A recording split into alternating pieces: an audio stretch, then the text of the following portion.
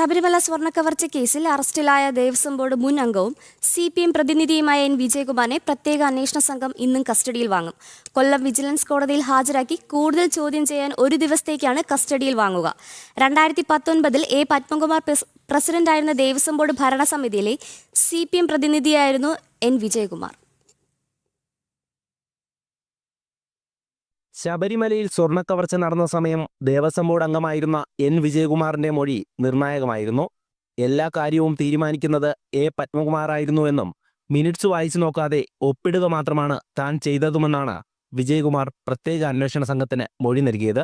എന്നാൽ മുഴുവൻ ദേവസ്വം ബോർഡ് അംഗങ്ങൾക്കും ഉത്തരവാദിത്തമുണ്ടെന്നതായിരുന്നു CPM നേതാവും ദേവസ്വം ബോർഡ് മുൻ പ്രസിഡന്റുമായ A. പത്മകുമാർ ജാമ്യാപേക്ഷയിലടക്കം പറഞ്ഞത്.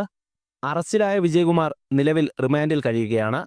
വിജയകുമാറിനായി SIT നേരത്തെ വിജിലൻസ് കോടതിയിൽ കസ്റ്റഡി അപേക്ഷ സമർപ്പിച്ചിരുന്നു. ഇന്ന് കോടതിയിൽ ഹാജരാക്കുന്ന വിജയകുമാറിനെ ഒരു ദിവസത്തേക്കാണ് പ്രത്യേക അന്വേഷണ സംഘത്തിന്റെ കസ്റ്റഡിയിൽ വിടുക. കൂടുതൽ ചോദ്യം ചെയ്യലിലൂടെ സ്വർണ്ണക്കവർച്ചയുമായി ബന്ധപ്പെട്ട് ബോർഡ് അംഗങ്ങളുടെ അടക്കം പങ്കിനെപ്പറ്റി വ്യക്തത വരുത്താനാണ് SIT നീക്കം. അതേസമയം മറ്റൊരു ബോർഡ് അംഗമായിരുന്ന KP ശങ്കർദാസിന്റെ അറസ്റ്റ് പ്രത്യേക അന്വേഷണ സംഘം ഇന്നലെ ആശുപത്രിയിലെത്തി രേഖപ്പെടുത്തിയിരുന്നു.